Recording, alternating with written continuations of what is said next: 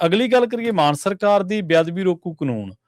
ਸ਼ੁਰੂ ਦੇ ਵਿੱਚ ਮਾਨ ਸਰਕਾਰ ਇਸ ਮਾਮਲੇ ਦੇ ਵਿੱਚ ਅੜੀਅਲ ਰੁਖ ਤੇ ਨਜ਼ਰ ਆ ਰਹੀ ਸੀ, ਪਰ ਹੁਣ ਕਹਿੰਦੇ ਸੋਧ ਕਰਨ ਦੇ ਲਈ ਤਿਆਰ ਹੈ। ਪਹਿਲਾਂ ਤਾਂ ਬੜਾ ਪ੍ਰਚਾਰਿਆ ਸੀਗਾ ਵੀ ਇਹ ਤਾਂ ਸਰਵ ਪ੍ਰਵਾਨਿਤ ਹੈ ਜੀ, ਇਹ ਤਾਂ ਬੇਅਦਬੀ ਰੋਕੂ ਕਾਨੂੰਨ ਤਾਂ ਇੱਕ ਬਹੁਤ ਵੱਡਾ ਮਾਰਕਾ ਮਾਰ ਲਿਆ ਇਸ ਤਾਂ ਪੰਥਕ ਤੌਰ ਤੇ।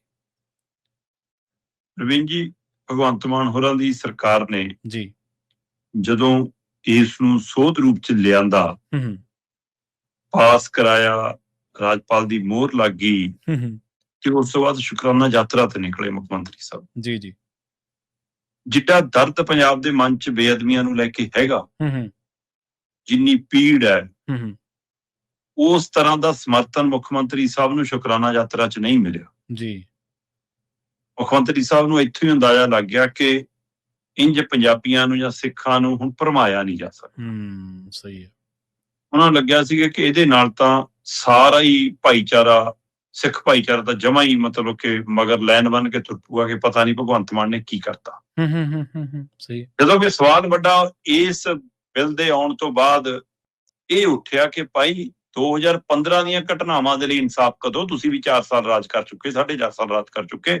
ਉਹਦੇ ਲਈ ਜਿਹਦੇ ਲਈ ਦਾਅਵੇ ਵਾਅਦੇ ਤੁਸੀਂ ਕੀਤੇ, ਸਟੇਜਾਂ ਤੇ ਚੜ੍ਹੇ, ਹੈਨਾ, ਬਾਹਾਂ ਖੜੀਆਂ ਕਰਕੇ ਐਲਾਨਿਆ, ਉਹਨਾਂ ਦਾ ਕੀ ਬਣਦਾ ਜੀ? ਜਦੋਂ ਇਹ ਸਵਾਲ ਪੈਣ ਲੱਗਿਆ ਤੇ ਇੱਧਰ ਰਾਜਨੀਤਿਕ ਤੌਰ ਦੇ ਉੱਤੇ ਸਰਗਰਮੀਆਂ ਅਕਾਲੀ ਦਲ ਨੇ ਫੜ ਲਈ, ਦੂਜੀਆਂ ਧਿਰਾਂ ਨੇ ਫੜ ਲਈ, ਸਵਾਲ ਹੋਣ ਲੱਗ ਪਏ।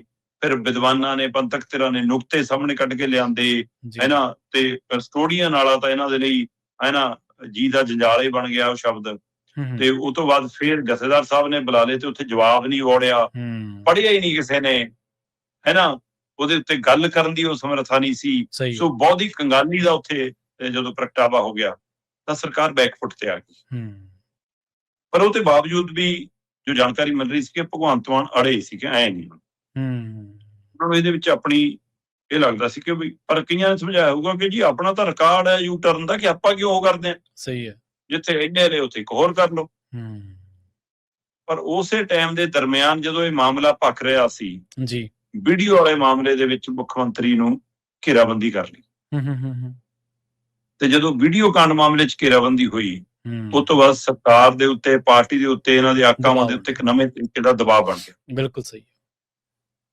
ਕੀ ਹੁਣ ਇਹ ਜਿਹੜਾ ਜਾਗਤ ਜੋਤ ਸ੍ਰੀ ਗੁਰੂ ਗ੍ਰੰਥ ਸਾਹਿਬ ਸਤਿਕਾਰ ਸੋਧ ਐਕਟ 2026 ਹੈ, ਹਾਂਜੀ, ਉਹਦੇ ਵਿੱਚ ਸੋਧ ਆਪਣੇ ਮਨ ਦੀ ਅੰਦਰ ਦੀ ਆਵਾਜ਼ ਸੁਣ ਕੇ ਸਰਕਾਰ ਕਰਨ ਜਾ ਰਹੀ ਹੈ ਕਿ ਨਹੀਂ ਸਾਰਾ ਕੁਝ ਠੀਕ ਨਹੀਂਗਾ। ਜੀ ਜੀ। ਕੀ ਜਿਹੜਾ ਜਥੇਦਾਰ ਸਾਹਿਬ ਨੇ ਹਵਾਲਾ ਦਿੱਤਾ ਕਿ ਗੁਰੂ ਮਰਿਆਦਾ ਅਨੁਸਾਰ ਸ਼ਬਦ ਚੋਣ ਸਹੀ ਨਹੀਂ ਹੈਗੀ, ਉਹਦੇ ਕਾਰਨ? ਕੀ ਜਿਹੜਾ ਇਹਦੇ ਵਿੱਚ ਨੁਕਤੇ ਕਾਨੂੰਨੀ ਤੌਰ ਤੇ ਆਏ ਕਿ ਅਸਲ ਦੋਸ਼ੀਆਂ ਦੀ ਬਜਾਏ ਸੇਵਾਦਾਰ, ਸਹਿਯੋਗੀ, ਪ੍ਰਬੰਧਕ, ਉਹ ਸਾਰੇ ਫਸ ਜਾਣਗੇ, ਇਸ ਲਈ ਉਸ ਫਿਕਰਾਂ ਦੇ ਵਿੱਚੋਂ ਸੋਧ ਹੈ ਜੀ? ਜਾਂ ਰਾਜਨੀਤਿਕ ਤੌਰ ਤੇ ਕੁਝ ਖੱਟਿਆ ਨਹੀਂ ਜਾ ਰਿਹਾ ਉਸ ਤਰ੍ਹਾਂ ਜੋ ਖੱਟਣ ਦੀ ਉਮੀਦ ਸੀ, ਇਸ ਲਈ ਸੋਧ ਹੈ? ਜਾਂ ਫਿਰ ਇਹ ਸਿਰਫ ਤੇ ਸਿਰਫ ਵੀਡੀਓ ਕਾਂਡ ਤੇ ਇਸ ਐਕਟ ਦੇ ਰਾਹੀਂ ਦੋ ਧਿਰਾਂ ਦੇ ਵਿੱਚ ਸਮਝੌਤੇ ਦੀ ਕੜੀ ਤਹਿਤ ਸੋਧ ਹੈ? ਸੋ ਇਹ ਤਾਂ ਹੁਣ ਆਉਂਦਾ ਵਕਤ ਤੈਅ ਕਰ ਦੂਗਾ ਕਿ ਜੇ ਇਹ ਤੋਂ ਬਾਅਦ ਤੁਰੰਤ ਵੀਡੀਓ ਕਾਂਡ ਤੇ ਮਿੱਟੀ ਪੈ ਜਾਂਦੀ ਆ ਪੂਰੀ ਤਰ੍ਹਾਂ, ਹੈਨਾ, ਰਾਜਨੀਤਿਕ ਧਿਰਾਂ ਦਾ ਚੁੱਪ ਕਰ ਗਈਆਂ, ਹਰਿਆਣੇ ਦੇ ਵਿੱਚੋਂ ਮੁੜ ਕੇ ਨਹੀਂ FIR ਵਾਲਾ ਮਾਮਲਾ ਅਜੇ ਤੱਕ ਕਿਤੇ ਲੱਭਿਆ ਕੁਛ ਹੁਣ। ਸਹੀ ਹੈ, ਬਿਲਕੁਲ ਜੀ। ਤੇ ਪਰ ਇੱਧਰ ਧਾਰਮਿਕ ਤੌਰ ਤੇ ਜਿਹੜੀ ਘੇਰਾਬੰਦੀ ਹੈ, ਜਿਹੜੀ ਰਿਪੋਰਟਾਂ ਦੇ ਹਵਾਲੇ ਦਮ ਭਰਿਆ ਜਾ ਰਿਹਾ ਕਿ ਉਹਨਾਂ ਦੀ ਰਿਪੋਰਟ ਜਾਲੀ ਜੀ, ਉਹਨਾਂ ਨੇ ਇੱਥੋਂ ਲਿਆਂਦੀ ਜੀ, ਉੱਥੋਂ ਲਿਆਂਦੀ, ਸਾਡੀ ਕਹਿੰਦੇ ਅਦਾਲਤ 'ਚ ਖੜਾ ਲਓ ਜੀ, ਪੁੱਛ ਲਓ ਜੀ, ਉੱਥੇ ਦੱਸ ਦਾਂਗੇ ਜੀ, ਕਰ ਲਾਂਗੇ। ਉਹ ਸਾਰੀ ਪ੍ਰਕਿਰਿਆ ਦੇ ਵਿੱਚ ਜੇ ਹੁਣ ਜਥੇਦਾਰ ਸਾਹਿਬਾਨ ਤੇ SGPC ਪਿੱਛੇ ਹਟਦੀਆਂ ਨੇ, ਫਿਰ ਇਹਦਾ ਮਤਲਬ ਕੀ ਸਮਝੌਤਾ ਹੋ ਗਿਆ ਕਿ ਅਸੀਂ ਉੱਧਰ ਸੋਧ ਕਰ ਦਿੰਦੇ ਹਾਂ, ਤੁਸੀਂ ਇੱਧਰ ਨਾ ਛੱਡੋ। ਜੀ ਸਹੀ ਹੈ।